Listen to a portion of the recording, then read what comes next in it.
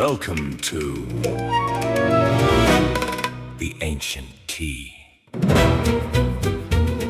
Okay, friends, gather round, because today's ancient tea involves a king who is so overweight that it directly saved someone's life and directly kind of ended his own. So let's get into it.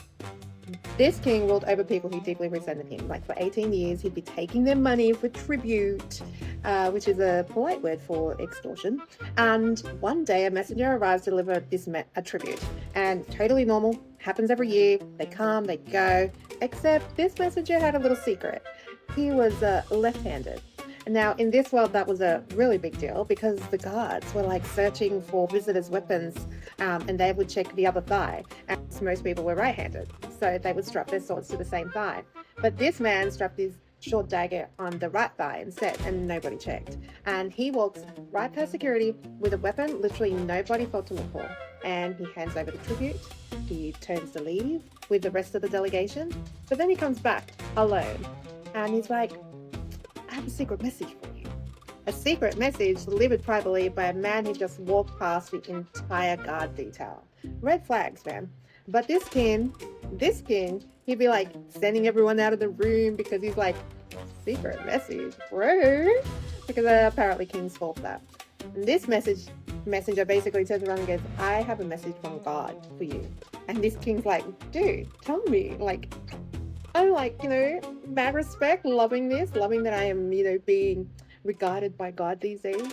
And this was a big mistake. This guy was not only big, he was a big king, but he also had a big ego. It was exactly at that moment. The left hand reaches across to the right thigh and the dagger goes in. Here's a detail nobody puts on the greeting cards version of this story, but this king was, according to the text, we ain't being mean, but he was a very large man. So large that when the blade went in, it disappeared completely, pitch and all. I mean, y'all gotta praise God because sometimes he don't miss out on details. He'd be like, I need to add these details in there. Messenger doesn't even pull it back out. He's just like left it there. And he just leaves and locks the door behind him and walks out like nothing happened. The guards are outside still waiting. And they start to feel a little bit awkward, and then because the doors are locked and the king is still being very quiet in there. And eventually somebody says out loud, like, he must be using the bathroom, right? So they wait even longer because nobody wants to be that guy. Nobody wants to be the guy that interrupts the king mid-bathroom break. But by the time they finally force the door opens, their king is dead on the floor. And the man who killed him, he's long gone. He's already rallying his army. And maybe don't send your guards out of the room for a quick private word.